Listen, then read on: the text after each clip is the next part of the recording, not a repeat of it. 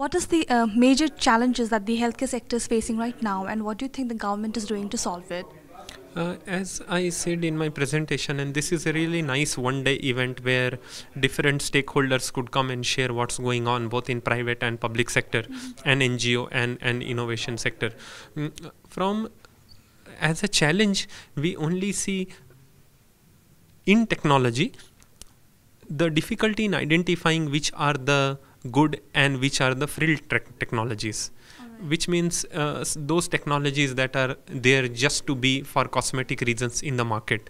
So it becomes very difficult to identify what is really meaningful and what is not. That's a challenge. But what we are doing is we are promoting health technology assessment very rapidly in the country by conducting it ourselves, by encouraging others to do it, by teaching and building capacity in doing health technology assessment in entire public and private sector using the fellowship program that we launched and we conduct once in 6 months.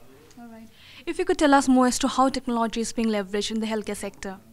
3 ways. One is, as I shared earlier, innovations uptake. Innovations always existed, but they didn't exist for us. They existed in the market.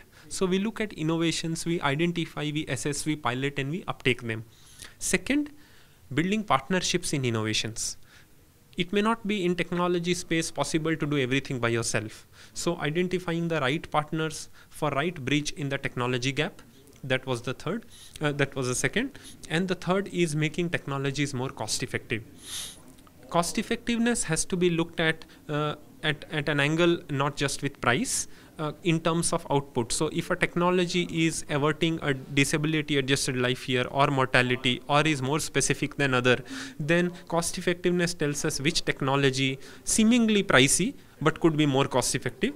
Whereas it also tells us whether technologies that really look cheap and low cost, are they really cost effective. So one is identification of right and not so good technologies. Second is building partnerships in technology space to bridge technology gaps, and third is health technology assessment, cost effectiveness. These are the three things we think are credible steps towards identification of important challenges as well as solutions. All right. Do you think the PPP model is really working right now, and what has been the CSR involvement of the healthcare sector? Again, CSR involvement I won't know in numbers.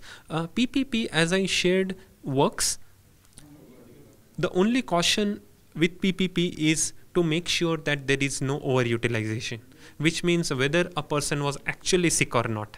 To treat him using a partnership model is a different area, but to identify the right candidate for treatment, that is where violation of rules and misappropriation of costs, all that happens. There are several published papers and studies across the world on it. So in PPP, what we need to identify is whether the partnership has built no conflict of clauses aggressively or not, which means there should be indicators to tell whether utilization of the partnership model for which somebody is paying is happening at optimum level, at suboptimal level, or is being shown to be being overutilized.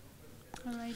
The partnerships have also worked in areas where there was a complete lack of infrastructure. For example, 20,000 ambulances work on partnership model.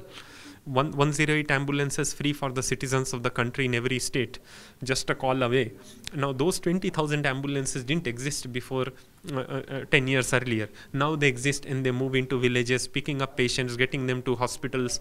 Now that is where nobody had infrastructure and a partnership worked, but they have very good built-in clause of reducing overutilization. Obviously nobody would like to be in an ambulance to make money. It's a dangerous place to be at. Yet if partnership contracts have inbuilt strategy to keep it free from overutilization patterns, partnerships work well. What is being done to increase awareness? Because the healthcare sector has been doing a great job. However, awareness has not been, it's not reaching the mass media. I think there is a lot of things happening in healthcare, specifically in technology domain.